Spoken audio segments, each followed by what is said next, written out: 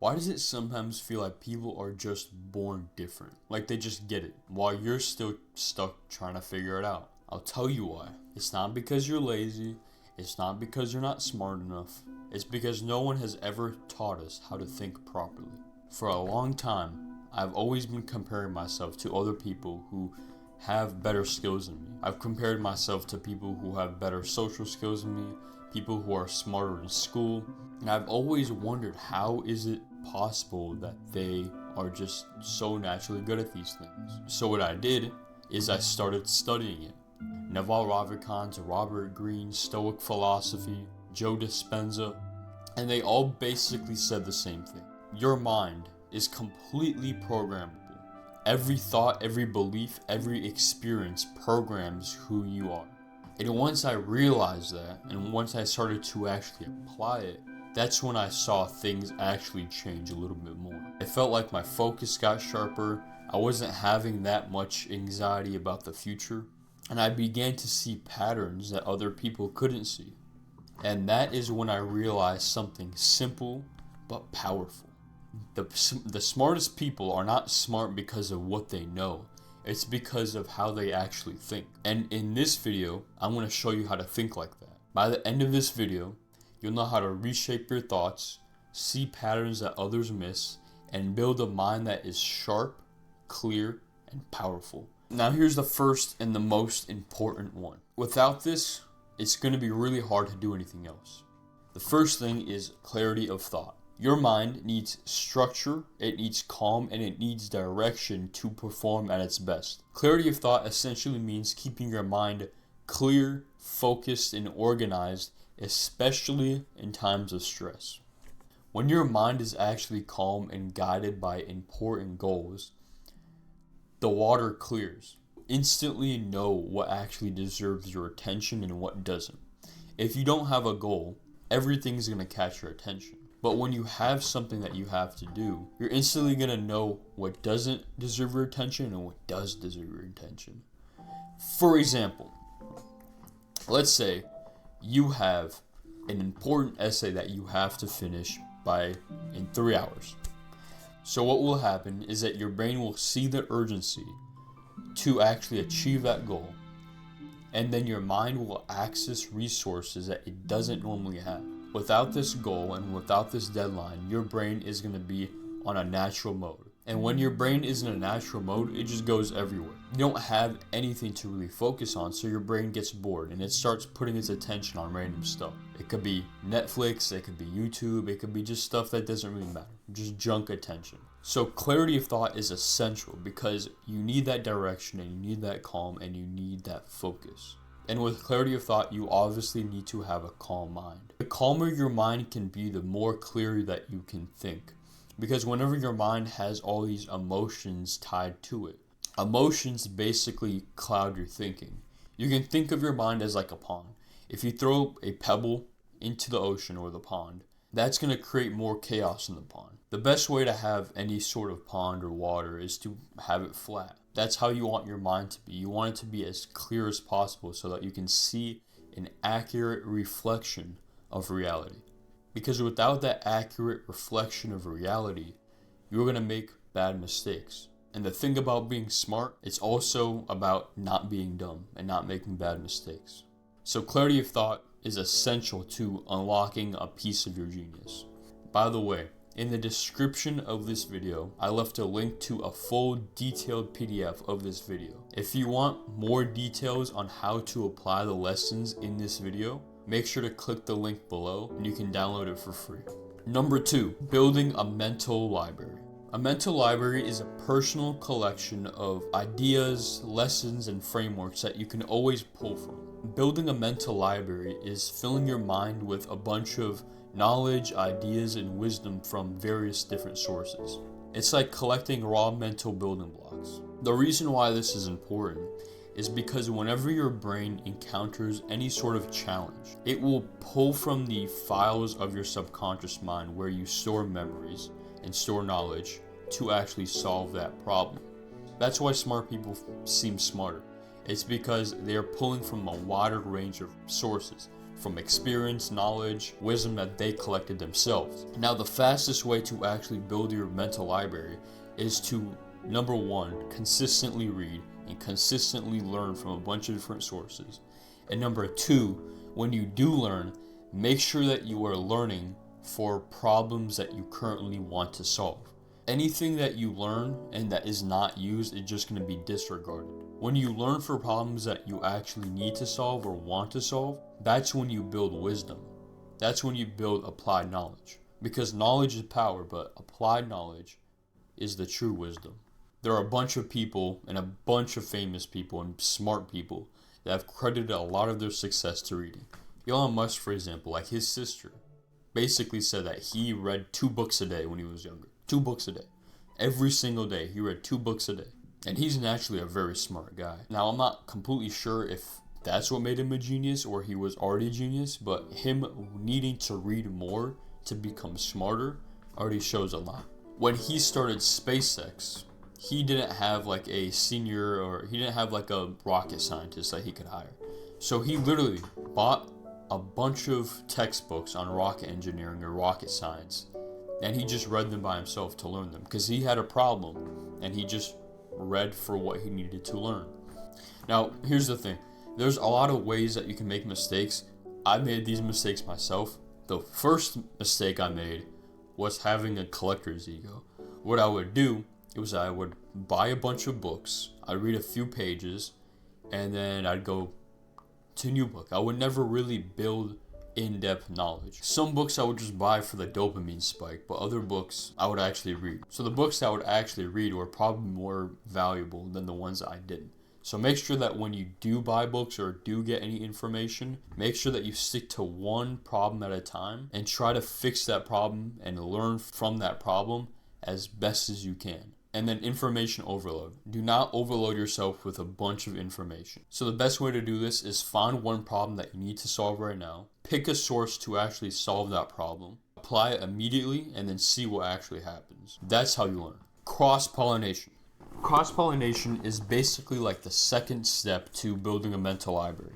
Cross-pollination basically means mixing 2 different fields or 2 different experiences into one new insight or one new idea. So it's just like in nature. When one plant fertilizes another, what happens is that it makes a brand new, stronger life. Ideas are the same way. Your ideas grow stronger when they're like injected from ideas outside of the usual field. So here's an example of this. Nike, which is like a sports brand obviously, and then Apple is a technology brand. What they did is they collabed to create the Apple Watch.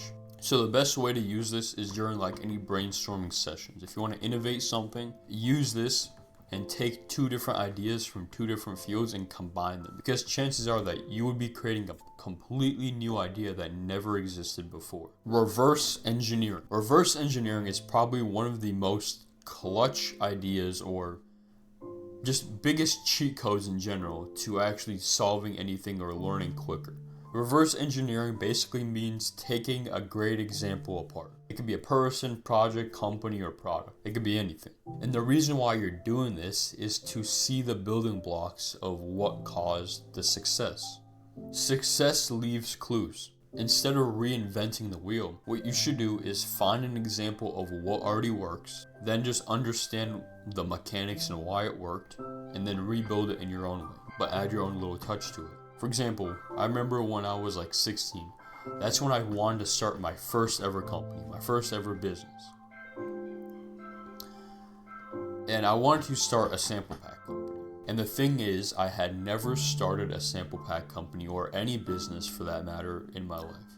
And a sample pack company is basically just making sounds for producers for them to use in their own beats. And then you sell like a pack and a bundle of those sounds and you give it to them so they can use. I never ran a business in my life.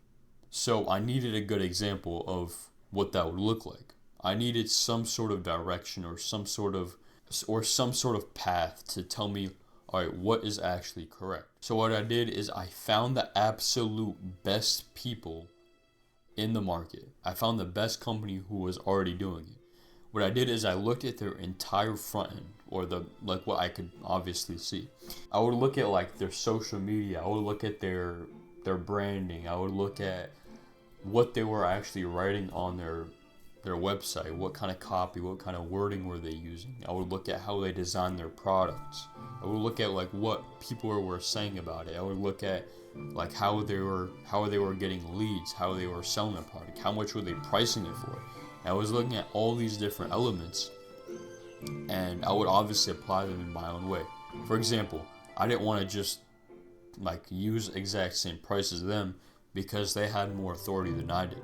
They had like more proof. Like people wouldn't just buy our product because we're like a lot newer, but they had a lot more experience and more proof that they actually worked. So in that way, I reverse engineered, but I applied my own thing to it. So basically, reverse engineering allows you to take like a good shortcut, which removes the guesswork. It exposes the real process behind results, and then it collapses years of trial and error into only weeks of learning. And that is why a mentor is so important. A mentor literally gives you direct feedback on what you should be doing and what you should not be doing. And a mentor will teach you the exact process of how to do it properly. And a mentor will allow you to actually skip years of progress. So the way to do this: pick an area that you actually want to excel in, find the best person in the field, and learn from them any way you can. Bold experimentation. To think like a genius, you have to be willing to fail. You have to be willing to test, break stuff, and rebuild ideas. The thing is that theory is safe, but in order to actually excel in anything, you have to take action. You have to be in the laboratory. And the key principle is very basic with bold experimentation. Just test more. Just do more. Just be willing to fail. Experiment as much as possible, because either way you win. If you fail, you know what not to do. If you succeed, you now know what to do. Just do more and you will succeed faster. I literally have it written behind me on my wall saying fail faster. That's literally the core lesson. Just bold experimentation. Don't be afraid to fail. That's simple. Number 6, the Zeigarnik effect. What this law basically is that your mind craves closure. Your mind, once it starts something and gets deep enough into it, it needs to finish it. It makes it easier to take action and stop procrastination. It creates a gentle pressure that pushes you into completing a task. Whenever you watch a show and the season ends and you're left on a cliffhanger, you like automatically just hate it. You're like, no way you did that. No way you left me on a cliffhanger. That's how powerful it is. But you can use this to your own advantage, which is the crazy part. So this is how you do it. Start with the most tiny step you can. If you have to write an essay, just type the first sentence. Okay, boom, you type the first sentence, and now you may have a new idea. Once you do that, take a break. Allow your mind to come up with a couple of new ideas. Allow your mind to kind of process what you already started. Take a 5-minute break and come back to it. And make sure that you do come back to it. And keep going. Do that for 25 minutes and then take another break. What you want to do is take strategic breaks. Once you take your first strategic break, leave cliffhangers for yourself. You could literally do it mid-sentence or right before you're about to start the next step to your project.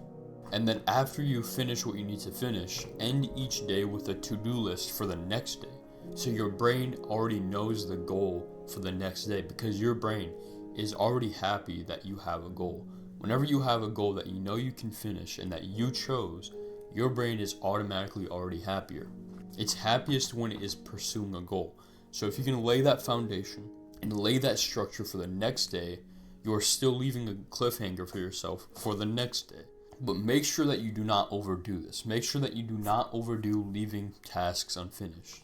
Because the more things that you leave unfinished in your mind, the more stress it will create, and you're not going to want to go back, because your mind is like, oh, I got to do this, I got to do this, I got to do this. And then you eventually just don't do anything.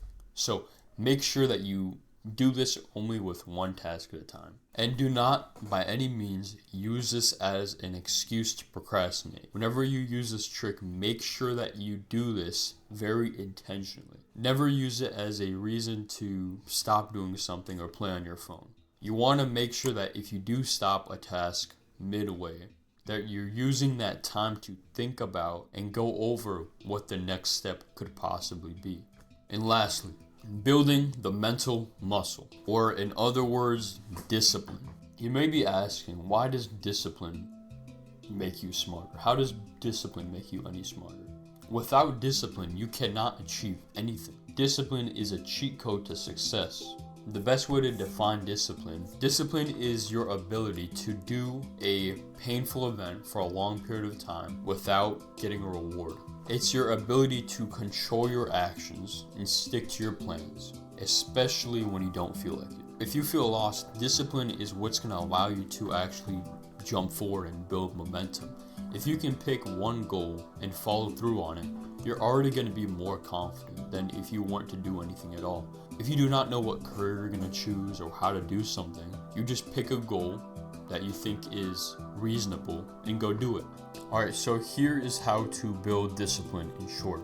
Number one, obviously always have a clear goal. Then what you want to do is create a routine and stick to it. Your brain loves predictability. Make sure that you anchor your habits to triggers. Whenever X happens, I will do Y. When I wake up in the morning, I will get up right away. Engineer your environment, then it will be easier for you to do the good habits. And always remember that if you want to get good at anything, you have to embrace the grind and be patient. It's not going to come all at once. Progress is going to feel slow and there will be obstacles in the way, but you have to remember that every single obstacle that you have, if you get over it, that will get you one step closer to where you want to be. There's a lot of misconceptions about being disciplined. As we said earlier, discipline is a habit that you can learn, and laziness is also a habit. The lazier you get, the lazier you get. So that was all the steps to make sure that your brain is working properly and to actually increase your brain power. If you found this helpful, make sure that you subscribe down below. It would really help out the channel. And I'll see you guys in the next video. Have a good one. Bye bye.